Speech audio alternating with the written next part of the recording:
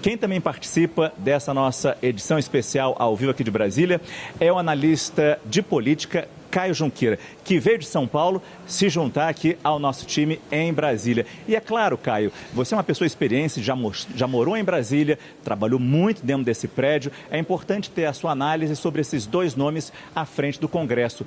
E até pergunto para você, levando em conta esse momento do governo, fragilizado que está com a recente pesquisa de opinião que mostra presidente Lula com popularidade em queda e uma oposição, né, Caio, que sente esse momento e tenta aproveitar. Boa noite, Caio. Boa noite, Márcio. Boa noite, Jussara. Boa noite a todos. Prazer estar aqui contigo em Brasília, aqui dentro do Congresso Nacional. Márcio, vamos lá, né?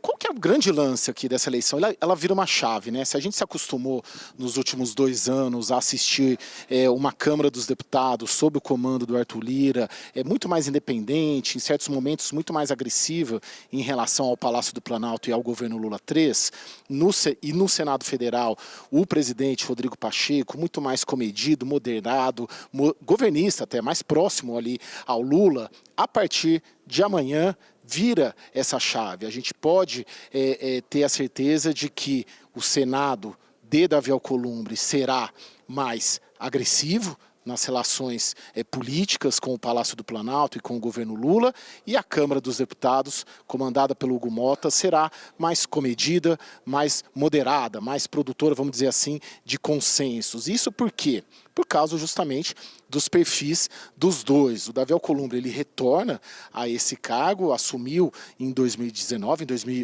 no primeiro biênio ali do governo Jair Bolsonaro, e já mostrou ali o estilo dele.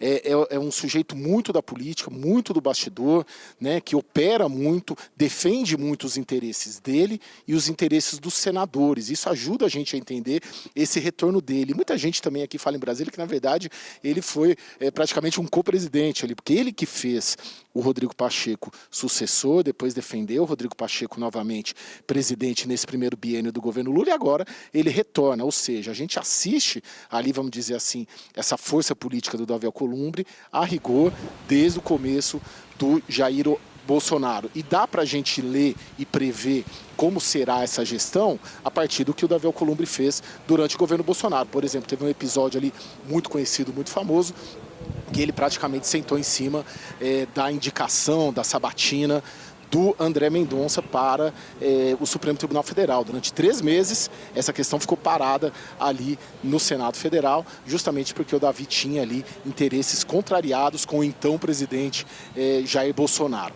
Então dá para prever e para projetar isso daqui em diante, principalmente se a gente colocar as emendas parlamentares aí. O Davi praticamente controla com muito afinco essa distribuição de emendas parlamentares, que lá atrás era o orçamento secreto, e a gente sabe que tem um embate aí do Supremo Tribunal Federal com o apoio do Palácio do Planalto para tentar diminuir o poder do Congresso Nacional em relação às emendas. Davi certamente vai reagir quanto a isso com muito mais firmeza do que o Rodrigo Pacheco. Olhando aqui para a Câmara dos Deputados, Hugo Mota, 35 anos, um DNA político, avô, tia, pai, todo mundo ali, a mãe, a família toda ali do interior da Paraíba, muito ligada à política, um sujeito moderado, do diálogo, mas eu particularmente, muito embora ele tenha esse perfil, e a gente pode ver que aqui na Câmara ele deve ser o sujeito do diálogo e da interlocução com o Palácio do Planalto, o DNA dele é um DNA de um político de direita, ou seja,